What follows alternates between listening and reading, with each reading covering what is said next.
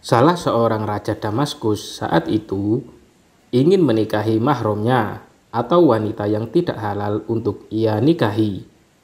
Lalu Yahya melarangnya, hingga raja tersebut merasa jengkel padanya. Saat wanita tersebut berduaan dengan si raja untuk melakukan apa yang diinginkan raja, wanita tersebut meminta darah Yahya. Raja mengabulkan permintaan wanita itu.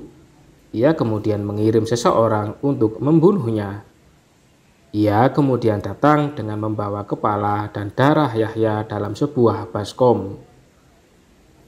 Istri raja sebenarnya menaruh hati kepada Yahya. Ia pernah mengirim surat kepada Yahya untuk datang padanya. Namun Yahya menolak. Setelah si wanita itu putus asa, ia berusaha mencari cara agar si raja mau menyerahkan Yahya padanya. Raja yang mulanya menolak akhirnya mengabulkan keinginan wanita tersebut. Kemudian raja mengirim seseorang untuk membunuhnya. Nabi Yahya adalah lelaki yang paling tampan dan rupawan pada zamannya. Banyak wanita ingin mendekatinya, namun Allah selalu menjaganya dari perbuatan keji. Mengenai kejadian meninggalnya Yahya, saat itu ia di dalam mihrab dan tengah sholat. Nabi Zakaria, ayahnya, juga sedang sholat di sampingnya. Yahya lantas disembelih oleh orang suruhan raja. Kepalanya dan darahnya kemudian dibawa kepada wanita itu.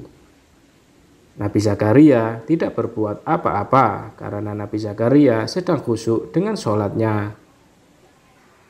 Setelah kepala Yahya dibawa kepada wanita itu, pada sore harinya Allah membenamkan raja beserta seluruh keluarga dan pengawalnya ke dalam tanah. Pada pagi harinya, Bani Israel berkata, Rob Zakaria marah demi Zakaria, maka mari kita marah demi raja kita. Mari kita bunuh Zakaria. Maka mereka pergi untuk mencarinya. Lalu seseorang datang untuk menyampaikan kabar ini kepada Zakaria. Nabi Zakaria lalu melarikan diri dari mereka.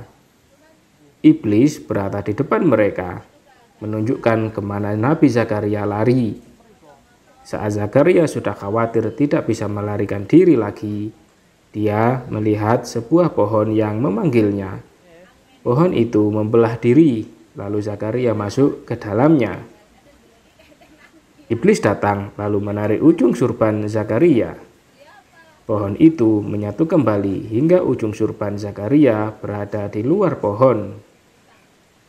Bani Israel datang, lalu iblis berkata, "Apa kalian tidak melihat Zakaria masuk ke dalam pohon ini? Lihatlah ujung surbannya ini. Ia masuk ke dalam pohon dengan sihirnya." Mereka berkata, "Kita bakar saja pohon ini." Iblis berkata, "Belah saja pohon ini dengan gergaji." Nabi Zakaria kemudian dipotong bersama pohon itu dengan gergaji. Raja Damaskus saat itu adalah Hadad bin Hadar. Setelah Allah membenamkan Hadad dan semua pengikutnya, darah Nabi Yahya terus mengucur sampai kedatangan Bukhtanasor ke Damaskus.